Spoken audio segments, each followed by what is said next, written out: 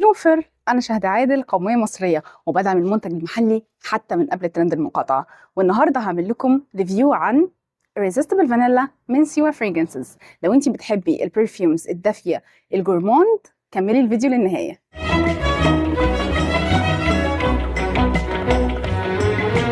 سيوا Fragrances هي دار عطور مصرية أنشأها شاب اسمه محمود الرافعي، وبتقدم نوعين من البرفيومز، إما تقليد لحاجات تانية نيش زي كيالي أو كيليان، وحاجات تانية بتبقى تصميمات خاصة بالشركة، وده واحد منهم Irresistible Vanilla. والنهاردة هشرح لكم بالظبط ريحته عاملة ازاي، وهنتكلم برضو عن الثبات والفوحان.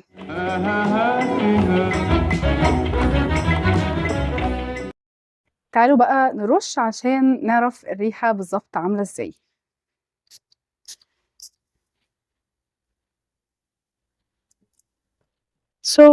أول ما بترشوه بيكون فيه ريحة سبايسي وهربل، يعني عشبية، بس ما تسألونيش ايه الريحة دي بالظبط، بس الريحة دي يعني هي ريحة بهارات معينة أنا بشمها في المطبخ، بس مش قادرة أحدد هي ايه بالظبط صراحة.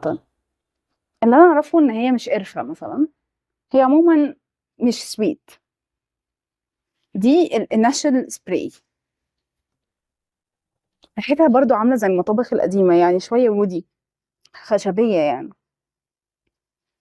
دي أول رشة، تمام؟ يعني أول ما بترشه، أول الريحة كده بتفضل كام ثانية، بعدين البرفيوم بيتطور وبيكون ريحته عبارة عن شوكليت كيك محطوط عليها صوص كراميل وفي ريحة عسل. تخيلي معايا إنك في مدينة لندن في وقت الكريسماس، وزينة الكريسماس مالية الشوارع كلها، والبيوت مليانة فرحة وبتخبز استعدادا لعشية عيد الميلاد وراس السنة، وريحة مخبوزات مختلفة مالية المدينة كلها. أما أنتي فوقع اختيارك على إنك تخبزي شوكليت كيك، ولما تطلع من الفرن بتحطي عليها صوص كراميل سايح ودافي. ريحة الشوكليت مع الكراميل كلهم قلبين الشقة، مدين البيت جمال ودفء. دي بالظبط هي ريحة برفيوم Irresistible Vanilla من سيوا Fragrances.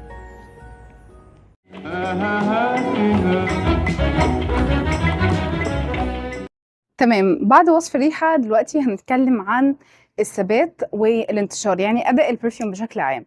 بالنسبة للثبات فهو ثابت جدا، حرفيا بيثبت بالأيام على الهدوم. معرفش على الجسم عامل ازاي، بس على الهدوم بيثبت بالأيام. أنا مرة قبل كده كنت نزلت بيه في صلاة العيد، وبعد كده رجعت حطيت القميص التاني في الدولاب. بجد يعني فضلت أسبوع كل ما بفتح الدولاب بشم البرفيوم، ريحة البرفيوم هل عليا، واحيانا بيفضل كمان نفحات منه كده خفيفة بعد الغسيل، فبجد ثباته قوي جدا. بالنسبة لفوحانه، يعني لو انتي حاطاه هل حد هيشمك؟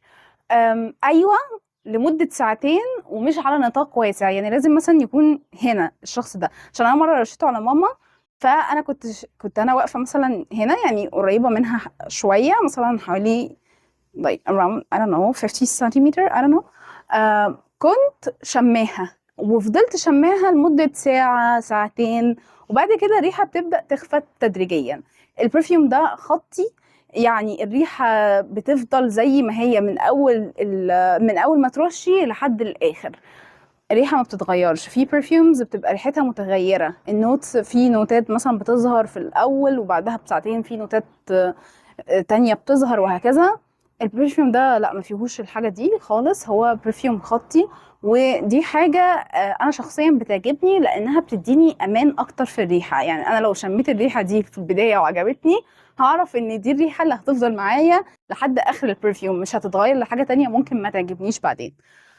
بس ده كده كان الفيديو، أتمنى يكون عجبكم وأفادكم وحمسكم إن انتوا تستخدموا البرفيوم ده لو انتي بتحبي الحاجات السويت او الجورموند.